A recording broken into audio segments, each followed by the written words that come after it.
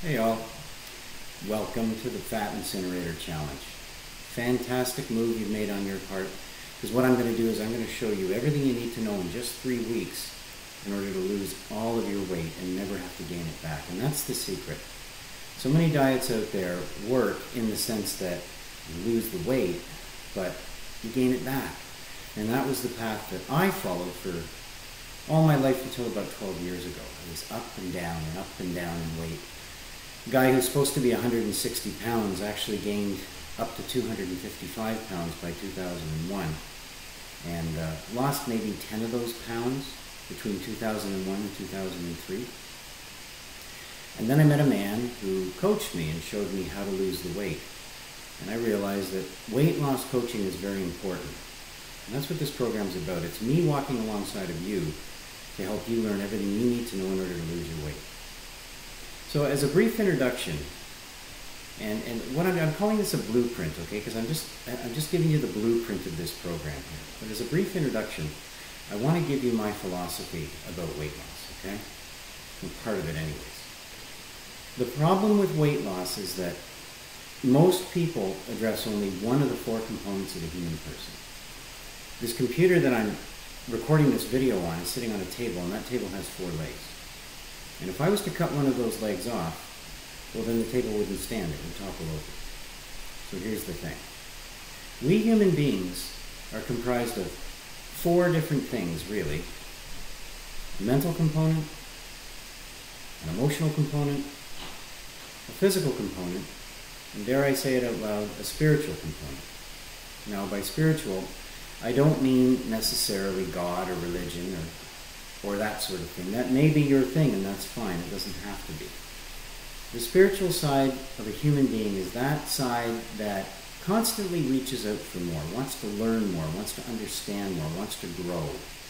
Abraham Maslow in the 1950s created what many of us know as the hierarchy of needs. And at the very top of that hierarchy were self-actualization needs. That's really what I'm talking about. The spiritual component of the human person is that thing that reaches beyond, that wants more. I think that many of us feed that thing with food when really it's looking for something deeper, healthier, and better. So, let me take you through the program really quickly. I've got a copy of it right here in front of me. On the first page, right away, is a legal disclaimer. Okay? And what I'm saying here is I want you to check with your doctor or whatever healthcare professional you feel you need to before you start exercising or eating according to this plan. All right? Because they know you better than I do. I know how to help people lose weight. And the exercise programs and the food program are very healthy. But there may be something in your particular case that your doctor needs to address. Please talk to him or her, okay? And second, please note, this is my material. It's my intellectual property. It's copyrighted. So what I'm asking you to do is to not give it away for free to other people. This has taken me years of experience to put together. And as I believe with all authors deserve to be paid for their work. So what I'm asking is that you keep this to yourself. I've created this program specifically for you. Please don't copy it or give it away to anybody else. So, in the introduction, I talk about several things, okay?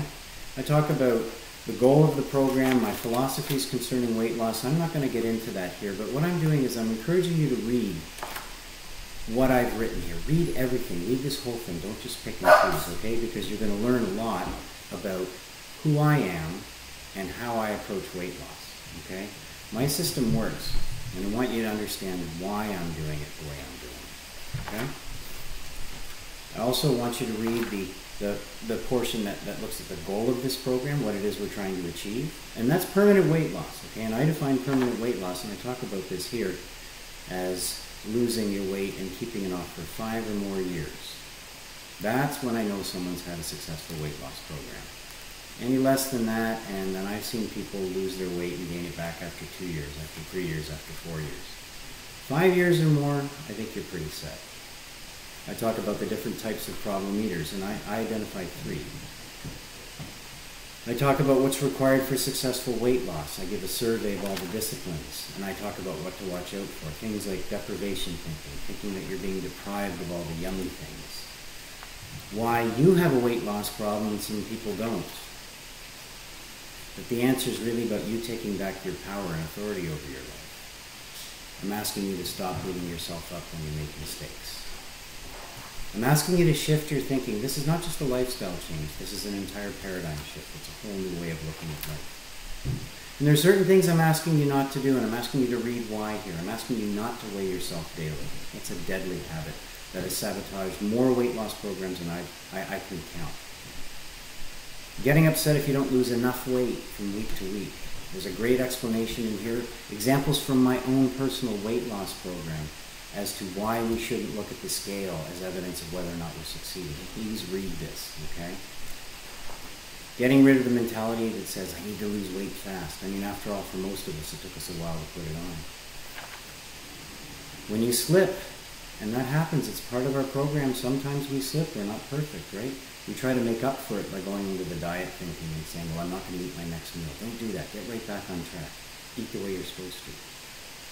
Don't use exercise to control your weight. Read what I have to say about that. Don't use calorie counting apps. I know a lot of people like them. They're not good for we who struggle with weight loss, and I explain why in here. Please stop obsessing about food and about weight loss. Don't give it too much mental energy. For many of us, our problem is we thought too much about food in the first place. Don't think about this as a temporary fix. This is not just a diet. This is a way of life. This is a whole new approach to living. Don't give up. What I say to people is the only way you can fail at this is by stopping the work.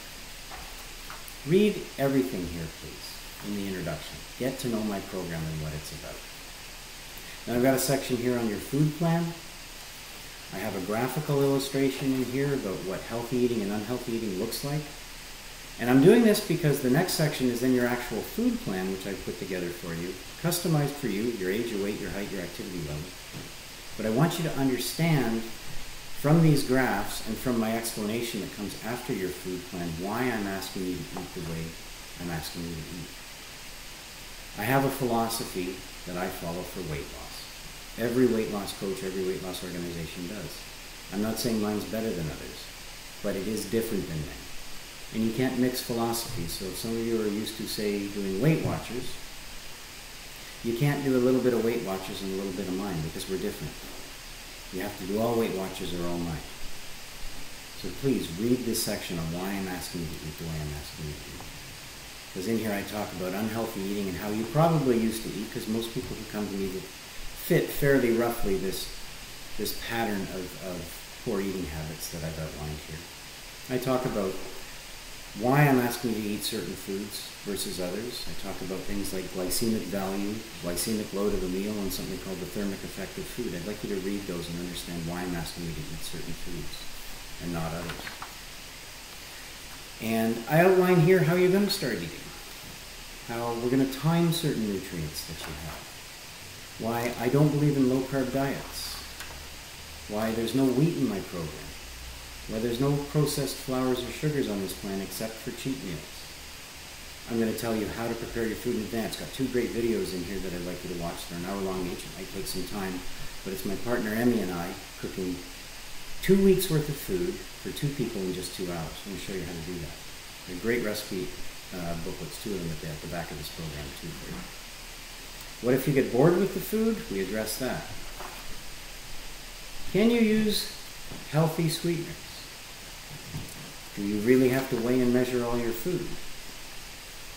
What's going to happen if you don't follow the plan exactly? I address all these things. Why can't I have certain fruits? Because some fruits are good and some aren't, and I indicate that on the food plan. Can I have fruit as a snack if I'm hungry? What I hear from a lot of people, believe it or not, is that my food plan is too much food. There's too much food. What should I do? I tell you what to do. And of course some people say, Mike, some of the foods that you've indicated I'm allergic to or I'm intolerant to. What do we do? Well, I tell you what to do here, and I work with you one-on-one. Now, on my food plan for everybody, unless it causes you gastric distress and disturbs your sleep, I ask people to eat right before they go to bed, believe it or not. And I explain why here. Please read it, okay? The next section is your exercise routines. And I explain Everybody gets the same exercise routines, but there's choices you can make for each exercise. And I have 4 different categories for each exercise. There's easy, moderately challenging, challenging, and very challenging. Okay? So based on your activity level now, based on your health and your fitness level, based on, and there's something here called the Physical Activity Readiness Questionnaire at the end, the Part Q. I'd like you to fill that out. And if it indicates you need to go see your doctor before exercising, then please do that. Okay? Take care of yourself. I'm here to help, not harm you. But you get to choose the level at which you want to start with these exercises. Do I want to start with the easy or the moderately challenging or the challenging or the very challenging? You get to choose. And of course, some people have injuries. They have sore knees, sore back, herniated discs, missing cartilage in their knees, ACL, MCL, LCL tears, that sort of thing. We have to work around that. And these exercises are all designed to work around that. There's an exercise in there that'll work for you, most likely. If not, call me and we'll work it out. But my advice, start slow and work your way up. Okay? Take it easy on yourself. And I've got some guidelines here about how to exercise. 6 guidelines that I'd like you to read and follow. And then your routine itself is split up into the 3 weeks of the 21-day challenge. Okay? There's week 1, week 2, and week 3, and there's 2 exercises or 2 routines every week. Okay? And each week builds on each other. The way we'll talk more about this, but the way it works is you get 3 exercises the first week, 4 the next, and 5 the week after that. We'll see how it works when we talk about the exercise section. Then I've got something here called metabolic balancing. This is a very, very important section here. Many people have trouble losing weight because their bodies are toxified somehow. They either have an overabundance of hormones that aren't supposed to be there because of hormones in our food, or an overabundance of toxins because of toxins in our food and our environment, and of course, antibiotics in our foods. We get these in our system, and it makes our bodies unhealthy. And I've heard it said that not only do we need to lose weight to be healthy, but we have to be healthy in order to lose weight. You see what I'm saying? So, let's get you healthy. Fill out this questionnaire. Try to eat clean for 2 weeks before you do. And then when you have, fill out this questionnaire and send it to me either by mail or scan it and fax it or email it over. And I'll analyze it and I'll see if maybe there's some supplements we can recommend or if there's some food changes in your diet we can recommend in order to speed up your metabolism. Next section. This is where we get into the work, okay? It's on grief. I call it good grief. And there is such a thing as good grief. But what I'm asking you to do is to change your thinking and change your approach to food. If you're like many of the people, most of the people, myself included, who have struggled with weight loss, what I've realized is that people go through a literal grieving process of having to let go of the way of life, of being able to eat whatever we want whenever we want. And I talk about that process here. And I have my own grief process that I base on Elizabeth Kubler-Ross, Dr. Elizabeth Kubler-Ross's process. She came up with it in the 1960s, working with people who were dying, trying to figure out what stages they went through as they approached their own inevitable death. And so I've adopted one to eating. There are exercises to do in here, folks. Take pen, take paper, write things out. Please don't just read it. Actually do the work. It's when you do the work that you start to get the benefits. If you just read it, you may well not get the benefits. This is a workbook. It's meant to be worked. Next section. It comes out of the grief process because in the middle of the grief process is the thing called anger. We all eventually get angry at some level when we have to face the fact that we can't eat the way we used to eat. So I might be upset that, let's say, I can't have a hamburger and fries anytime I want, or I can't eat cheese and crackers when I come home from work. I might get upset because, well, I don't know why I'm upset. That's the funny thing, is that if I don't know that there's a grief process that's required for me to let go of this way of life, of this old way of eating, then I don't realize that when I'm angry at my dog, when I'm angry at my spouse, when I'm angry at the government, when I'm angry, it may just be because I'm going through grief over having to lose the thing that I like probably the most in my life, which is food. That's true to a greater or lesser extent for various people. But if you've come to this program, you're probably at a place where you've tried a lot of other things, and and they haven't worked. So what I'm suggesting is now we start to get into the mental and the emotional and the spiritual work, okay? Grieving the loss of an old way of life. In here as well, lots of exercises that I want you to do around anger mainly, okay? Again, please take a pen, and there's spots in here to fill out various things. I structure various exercises here, and I'm asking you to follow certain formats and write certain things down. Please fill out the pages in this book, and then if you need more space, there's lined paper at the back as well. But do this work, okay? This work is your path to freedom. So the anger comes out of the grief process, and I want to look at anger specifically. The grief process I've identified for people who struggle with weight loss, by the way, is denial. They don't even know they have a problem. Bargaining, they know they have a problem, but they want to debate with me about how to go about solving it. And then anger. Now they realize that they have to do something about it and probably have to take my advice or something close to, make a radical change, and that's upsetting. And after that becomes sadness or depression.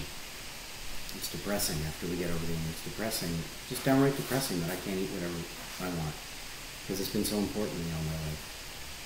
And then we move into genuine sadness, where we know that we have to let go of something, and we're moving towards acceptance now. And depression becomes sadness, and then sadness eventually becomes acceptance, where we say, well, this is just a way of life. It's what I have to do. It sucks that I can't be like the guy or the girl in the cubicle down the hall at the office who can eat whatever they want. They got junk on their desk all the time.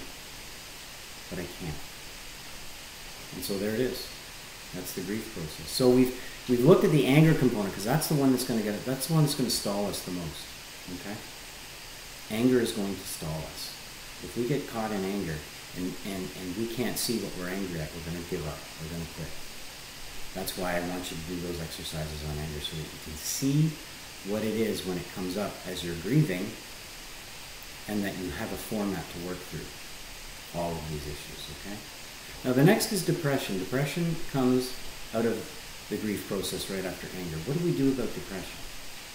I talk about that in the next module called Finding the Truth, T-R-U-T-H in your thinking. I'll give you a way of looking at your depressed condition and your depressive thoughts and analyzing them, seeing if they're really real, and then turning them around into something positive. Okay?